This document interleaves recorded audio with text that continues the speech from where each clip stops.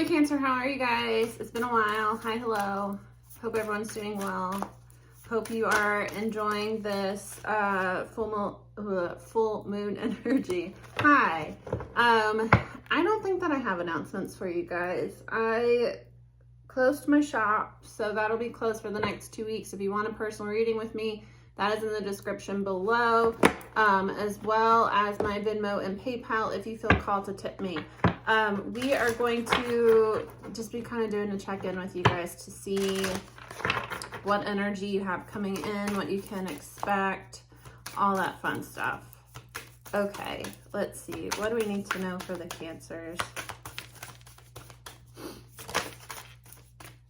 Surrender to the Divine is the first card coming out.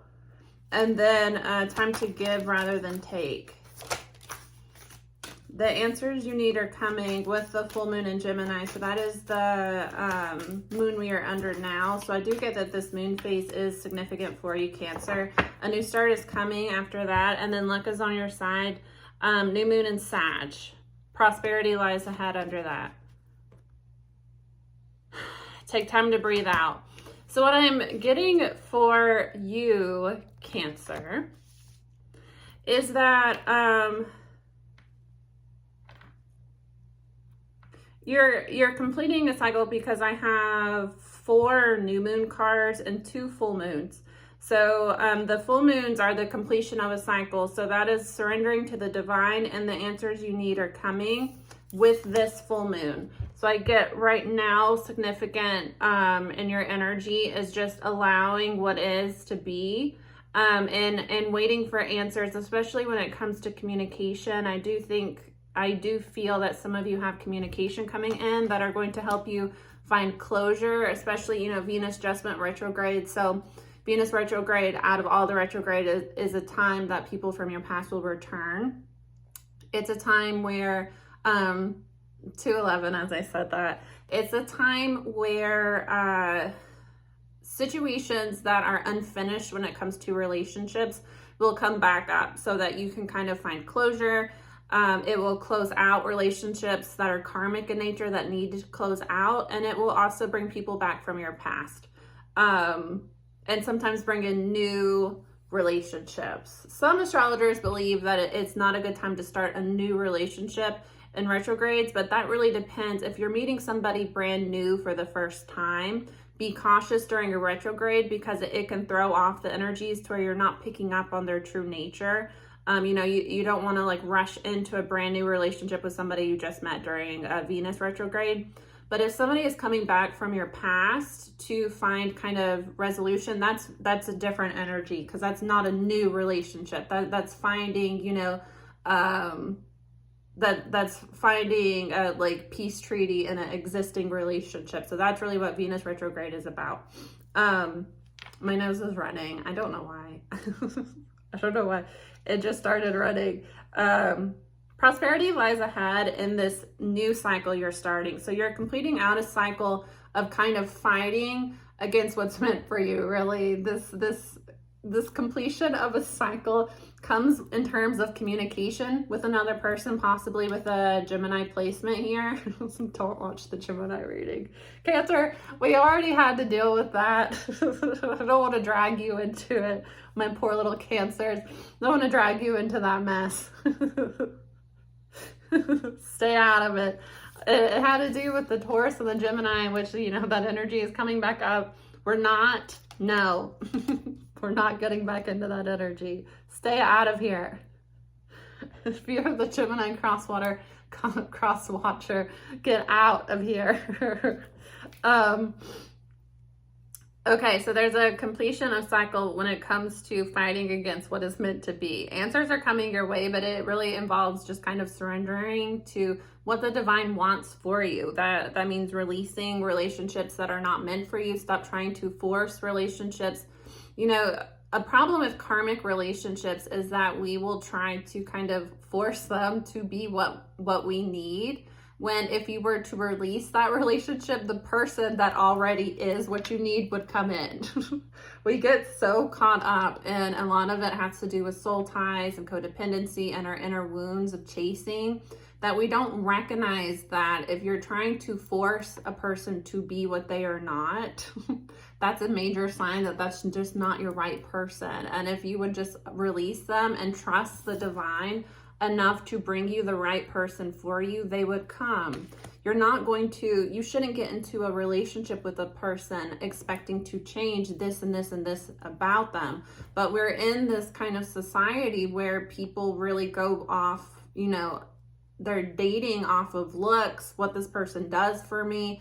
And physical attraction and compatibility is important. Being with somebody that elevates you in some way is important. But that should not be your sole attraction to a person is, sex and what they do for me. But a lot of people it is. And then, their soul isn't good for you. So they're not meant for you. There's somebody coming into your life to teach you a lesson. And the sooner that you just kind of allow these relationships that are falling out of the way, especially in Venus retrograde, to just go, it's going to be better for you. And in this new cycle that you're starting, it's a new start is coming, and it might be with the new moon, in 2 weeks, it might be the new moon is really going to be the push of this new energy coming in. It's an energy of Cancer. You are going a time to give rather than take. So I get that in this new cycle that you're going in, and I'll take it how it resonates, but for some of you, you've been in an energy of lack, and you might have had to kind of rely on people more to, this can be that, you've been struggling financially. So people have had to spot you. You've had to ask friends, family for money. If that's the case here, I do get for some of you that have just kind of been in a lack energy, that your finances are going to turn around, and to the point that you're going to be able to give to others. So it's like you're going to be able to pay those people back that you owe with interest. Your finances are really going to turn around with this new start, and it's luck is really going to be on your side as well. So this does give me the energy that you are, with this full moon in retrograde, you are releasing people that aren't meant for you as well, Cancer, or you have, and you're finally getting out of that energy, that karmic energy that's kind of been disrupting your luck and your financial situation. A good way to tell that somebody is not good for you is how you do financially. Financials, because your financial situation is one in energy, but it's also involves health as well. So if somebody comes into your life and they compromise your mental health, your physical health, your financial health, if everything in your life is kind of going haywire, that's a major sign that person has a bad energy, or they're just really not meant for you, and it's time to let them go. Yeah, raise your standards, know your worth. New beginning. As I cut the deck, I shuffle all my decks before I get on camera. I shuffle them and I cleanse their energy, and then I shuffle them again on camera, just because.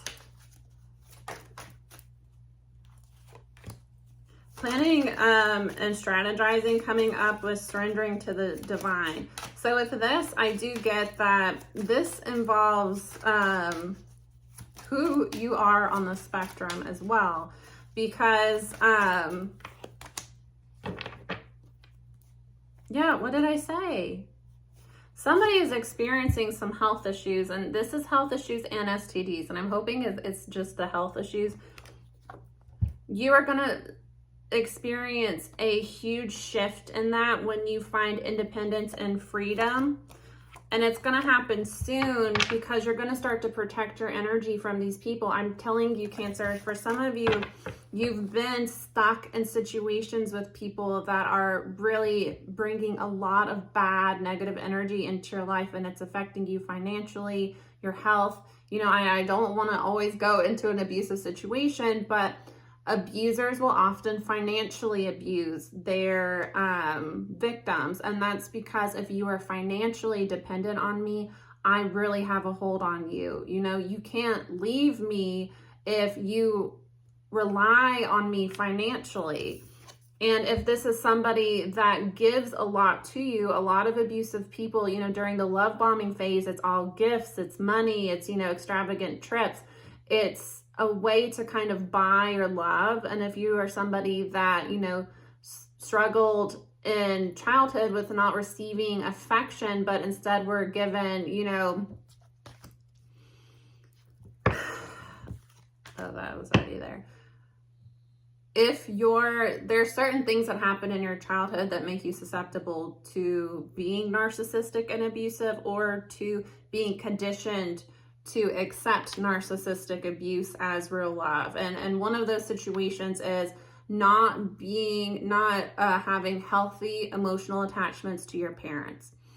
And that can look like if you have a parent that is very busy and they're emotionally neglectful, but they kind of make up for that with gifts, which is really common. You know, you'll have kind of an absent parent that just works a lot, and you know, they're doing their best to provide financially for the family, but they're not there emotionally for the child. So a lot of, you know, parents will feel that guilt, and they'll kind of compensate with, you know, let's go get ice cream, let's go to McDonald's, let's get this, you know, present that you want. They're trying to show you that they love you. And you know, hopefully, you know, some people have abusive parents that love bomb as well. But you know, that doesn't necessarily mean that they're bad people. They're trying to show love and affection for you, but they're going about it in a materialistic way, so that when you get older, you will be conditioned naturally to accept love bombing, because that was demonstrated to you throughout your childhood that meant that somebody cared about you when they were cold and distant, and then they suddenly come through with a lot of attention and a lot of gifts and, you know, money, and then they disappear again. That triggers your wounded inner child, you know, waiting for mommy or daddy to come home. And when they do finally, they bring gifts. You know, it's basically, you have an inner child issue that needs to be healed. And until you really address it and heal it, it's going to be kind of cycled through your relationships. And it's a way that the universe is trying to show you that something is wrong.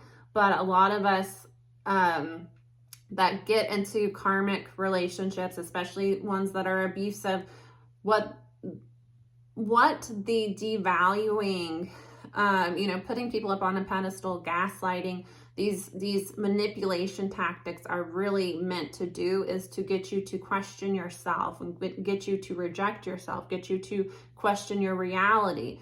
It's a way of getting you disconnected from your inner voice that's telling you this is wrong. So you will ignore that inner voice that something is wrong. So then you start to get sick. So then your finances start to take a hit. It's, you know, everything in your world is telling you get away from this person. But a lot of us will dig further into, but I've put so much into this relationship. When the thing is I talked about this on my Twitter, there's a major difference. And this is what I was in a narcissistic relationship that lasted 4 years. And what he would always do when I would be, you know, I can't keep doing this with you. This is not healthy. It was always, you know, it's both of us doing this. He would try to convince me that both of us were abusive, and that I was, you know, I was accepting of the abuse, but I was not abusing him. He tried to convince me that the abuse was like a you know, not codependent thing, but it was a codependent relationship. But he would try to convince me that it was like both of us are fucked up. No one else is like, you know, no one else is going to understand how fucked up we are. We have to be together. And then it would be, we've been through so much together though. We've done so much together. We've been through so much. And when you're in it, you're like, yeah, we really have. And I don't want to have to like go into another relationship and put this much work into it. When you are released from the trauma bond and you take a step back and you heal and you start to look at the relationship from a logical perspective, rather than, you know, your stress is through the roof, your adrenals are all fucked up, you are struggling in every way, you don't have security in your life, most of your healthy relationships are, you know, tense, distant, or just completely gone because of this abusive person. When you wake up from the fog they've put you in, you start to recognize that we had been through a lot because this person put me through a lot. And that's the difference. You know, it's not that we like struggled and came up together. It's that I was being supportive of you and trying to fix things, and you were intentionally sabotaging me and then trying to convince me that, you know, I was participating in the sabotage. You know, it's a crazy making is what they do. Is it's called crazy making tactics because they make you feel crazy. And you start to think, I have so many people that I deal with that are experiencing narcissistic abuse, and they tell me, how do I know that I'm not the narcissist? And the answer is, the fact that you are even questioning if you're the narcissist means that you're not the narcissist. You know, they will project and project and project onto you until you absorb all of the negativity of them. And obviously that sort of nastiness being thrown at you and thrown at you and thrown at you and normalized, and you know, you being conditioned to believe that it's you, that's obviously going to make you sick. And being under that much stress and pressure and walking on eggshells constantly, especially like in your home, your home is supposed to be a safe place. It's supposed to be your sanctuary where you are able to disconnect from the chaos outside and just like relax. And you know, your closest relationships are supposed to be your safe place. It's not supposed to be a war zone. And in those situations, Cancer, it's really not that, you know, you've been through so much with this person, so you should keep going. It's that I have wasted so much time and energy trying to make this work with someone that is wishing me harm and doing things to harm me on purpose to, you know, exhaust me to where I'm not in my right mind to see that this is crazy. This is crazy that I'm dealing with this. This is crazy. And it's hard as somebody that's experienced that to explain it to people that have not, because they do not believe you. One of my best friends since childhood, we have been friends since, you know, we were in school together, high school. She when she found out that I was leaving my abusive ex, she dropped everything she was doing. She flew like that weekend up to my city to help me move out. She stayed with me for a few days. She like stocked my fridge.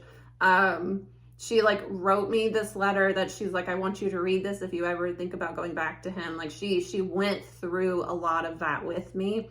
She called me, I think it was yesterday, maybe yesterday or the day before. I couldn't answer because I was busy at the time, but she left me a message and she's like, I'm listening to this podcast about narcissistic abuse and I'm just blown away by everything that this woman's been through.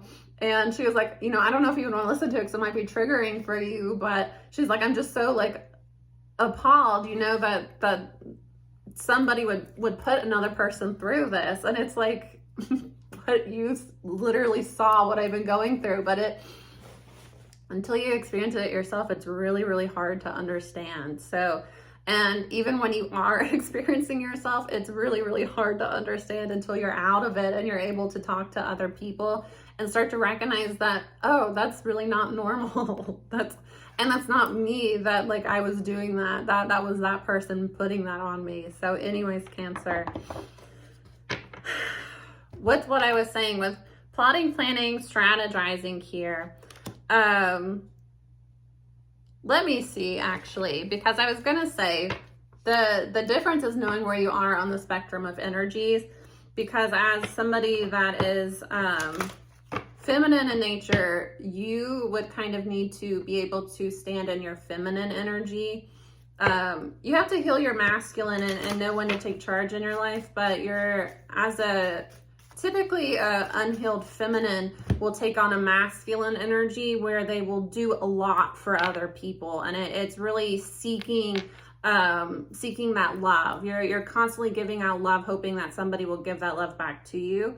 And somebody with an unhealed masculine energy will often take on an unhealthy feminine mask where they will expect to be kind of catered to constantly. So a part of your healing is learning how to heal your wounded energy and flourish in your dominant energy. So somebody that is feminine dominant is not somebody that is going to, I'm finding it hard to explain this. Naturally, you would want to caretake and overgive to other people. So part of your healing process is learning how to kind of sit back and allow things to come to you and stop overdoing for everybody. On the codependency scale, the wounded feminine is the caretaker. So part of healing your feminine energy is stop caretaking for people. With plotting and planning and strategizing, I do get that if somebody is a masculine dominant and they're healing their masculine energy, part of that is making plans for yourself and getting out of this energy where you kind of need your mommy or you need your girlfriend, you need somebody to kind of, tell you what to do, you need direction, figuring out what plan you want to make. So with surrender to the divine, I do get that this is, it depends on where you sit on the spectrum and where you are in your evolution, who you are as a person. With if you're surrendering to the divine means just allowing things to be, or surrendering to this is really what my heart is calling me to do and I should do it, I had to get tea because of my throat.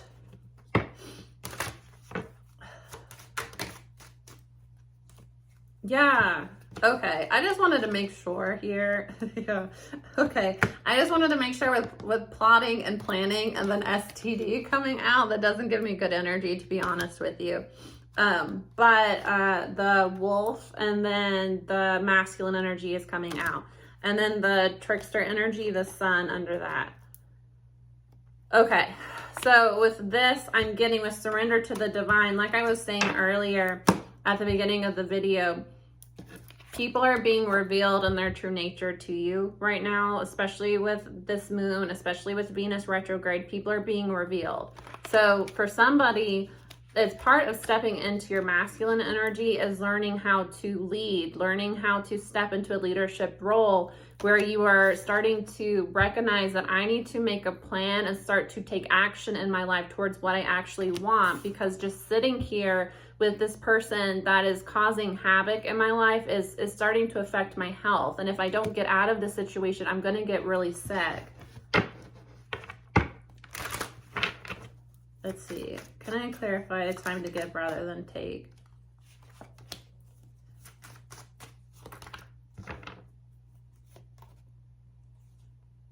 Yeah, this is a soulmate connection here. Intuition is correct. Somebody cares too much about their image and they have a lot of inauthentic, because this is also inauthentic connections. Somebody needs to cut out inauthentic connections in their life that are sabotaging their blessings. This is a soulmate connection here. This is soulmate is coming out with a time to give rather than take. Somebody self-sabotages themselves when it comes to accepting inauthentic connections. And with a time to give rather than take, this is taking on masculine energy, which is I always like when my readings shift to the masculine perspective and not in a, we're ragging on the masculine, because I hate doing that. I hate having to talk shit to the masculines, because I really do I have a lot of masculine friends. I'm really close with my brother. My brother has been one of my best friends since we were obviously babies. I don't have any negative feelings towards masculine energy. I love masculine energy. But they're,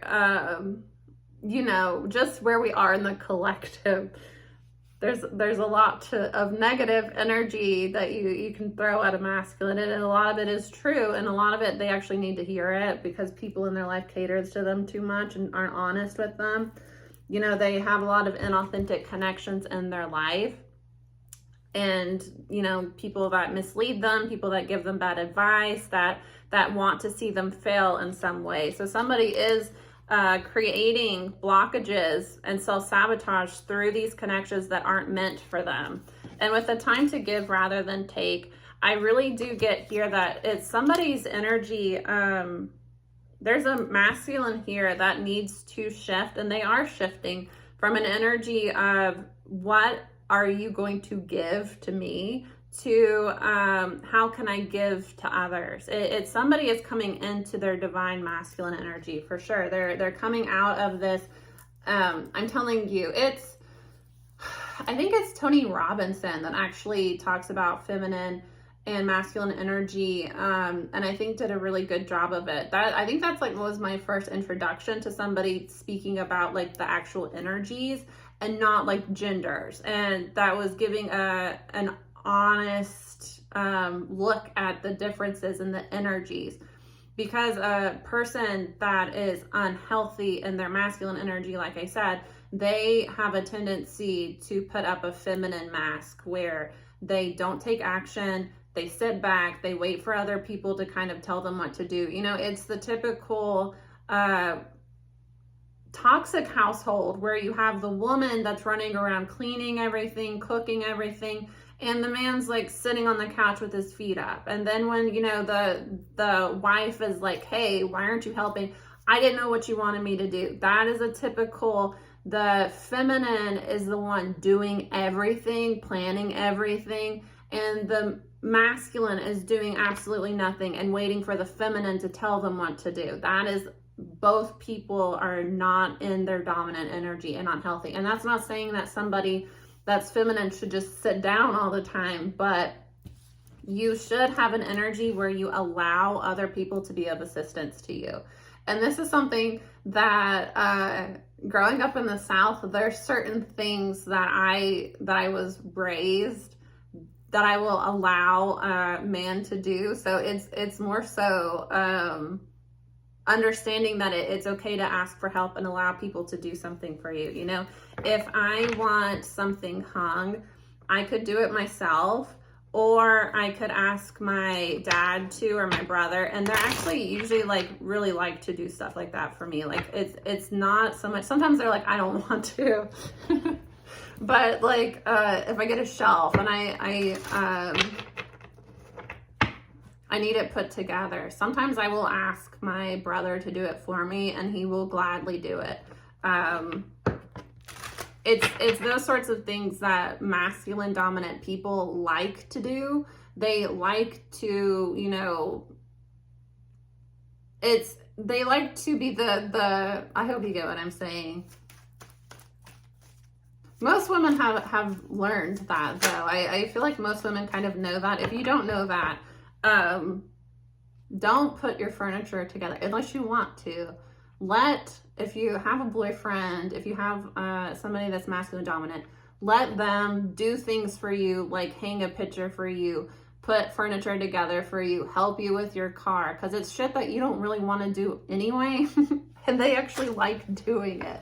You know, it's that sort of, that's a like coming into your feminine energy, is not being in an energy where I just have to do everything for myself and I can't trust anybody to do things for me. Getting into an energy where I'm going to allow somebody else to do something for me and be thankful that they're doing it for me, and, you know, not being an energy where I'm afraid of inconveniencing anybody, because a lot of people that are masculine dominant like to be helpful. They just do. They like to feel like they're accomplishing, because I don't know why this is a like study on energy, but I'm just channeling. So if it's not your reading, it's not your reading.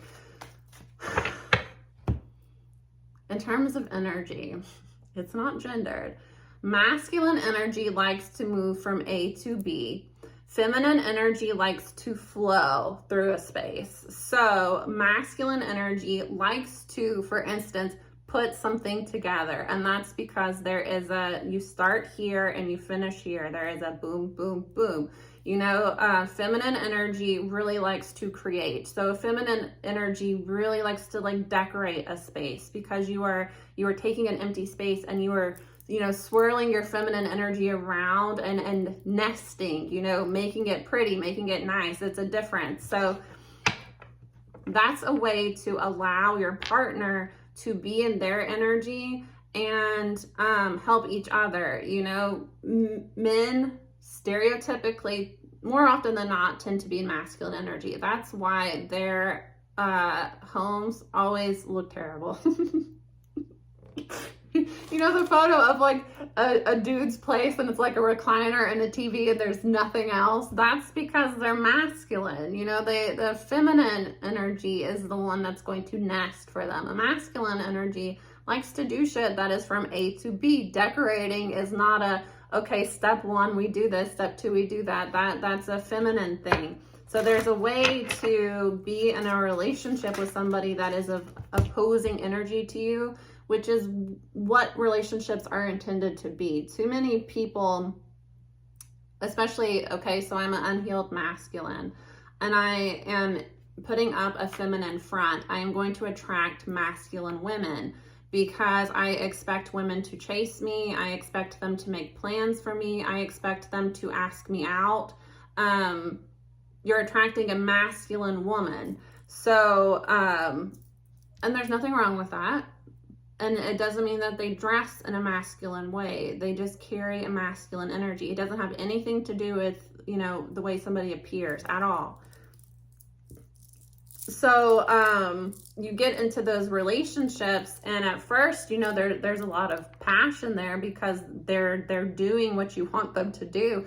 As soon as that, like, you know, 3 months in, where those like masks drop in relationships, you're going to be butting heads constantly because now you want to be man and no, you're the feminine in the relationship. You established that when you had me court you, you know? So, and then I've talked about this before. I've dated a feminine dominant man before, and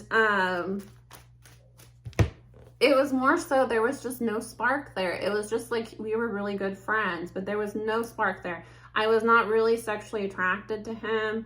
I wasn't really into him that way. Like there was no real passion there. There was no direction. It was just a kind of like easygoing relationship. We almost never fought. I don't think that we had like one fight. And it was more so like him just being super insecure and I had it.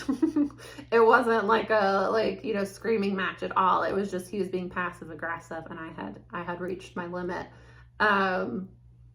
Which is, you know, a feminine thing, is being passive aggressive. Anyways, there's no real spark there. And, you know, with the masculine, there's no real spark there either because it can kind of turn into like an abusive situation if you're not careful, because it can get aggressive. And, you know, there's a difference between like passion for each other and aggression. Anyways, so a lot of masculine men that are unhealthy in their masculine energy will get into relationships with masculine women, and then they kind of project this masculine energy woman onto like women as a whole, and it's like, well, you never actually court a woman, so that's why you don't get feminine women, and you don't see that softness, because feminine women are very, very soft, and you just have to kind of show them that they can trust you. And that, I'm telling you, I believe it's Tony Robinson, where he talks about that like a feminine energy person needs to feel safe and understood before they can flip into their feminine energy. Just like a masculine needs to feel, I can't remember what he needs to feel. I know that it's like respected, and I think it's desired too. I think that you kind of, there's we won't, this it doesn't matter. You can look at it, you can look it up if you want to, but it's that, you know, I tweeted this the other day. I saw this the other day, and somebody had tweeted something like, imagine if men said that I'll be masculine for the right woman. And I kind of felt like people were like, you know, talking like, haha, see women. But the thing is like she had not used, because being submissive is not the same thing as being feminine. So the way that she worded it was incorrect. It didn't make sense the way she was, what her point she was trying to get across. But if you put it in terms of leadership, it does make sense. And that is true. The right woman, the right feminine will bring out the leader in a masculine the same way that the right masculine will bring out the submissive, loving energy of the right feminine. It's because too many people get into relationships with somebody with the same energy, thinking that you're more compatible, not understanding that there needs to be friction in a relationship to keep the passion and to complement each other. You shouldn't date people that are exactly the same as you and hold the same energy as you. You should date people that are opposites of you almost. A non-opposite of, you know, not like materialistic opposite, but I mean with energy. So, you know, if you're somebody that's highly feminine, somebody that is highly masculine would suit you better if they are healed, Anyways, let's move on. The answers you need are coming with the full moon in Gemini. Expectations too high, come back to reality, and then peace treaty. With the new start is coming, trash monster, abusive person, narcissist, and then divine union, inseparable bond. So let me see, because I don't like the inseparable bond coming out with the abusive person. Why is...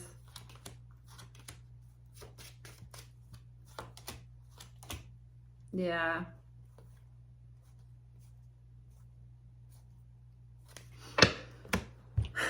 Okay. There is communication coming, but somebody has really high expectations. And I get that this goes both ways, is that Cancer, if you have a masculine or feminine, somebody that you're hoping to have, you know, a conversation with, have realistic expectations. You know, I get that somebody might be wanting to come in and kind of, you know, resolve conflict with you, make nice with you, but, you know, be realistic. If you and this person have been at, like, you know, I think that's a problem too. You know, a lot of people get in this energy where they are used to love bombing, they expect love bombing, and that's not really how a healthy relationship should work. If somebody wants to make things up to you, you know, showing you over a period of time that they're serious, that they've changed, that they want to, you know, take things to a new level, is a lot healthier way than somebody coming in with, like, you know, 24 roses and a teddy bear and, you know, this big proclamation of love, because, you know, love bombing really is a manipulation tactic. So I get, you know, be honest with yourself and be honest with the person that, you know, what you expect, one, but, you know, being honest with your expectations, where you're not expecting the moon and the stars for somebody. And if that is, you know, they would have to, like, bring you the moon and the stars to resolve things with you. Being honest that, you know, there is no resolution here, then I don't feel that we're going to really be able to fix things, because somebody coming in and love bombing you, anybody that's been love bombed knows. I talked about this on my Twitter today too.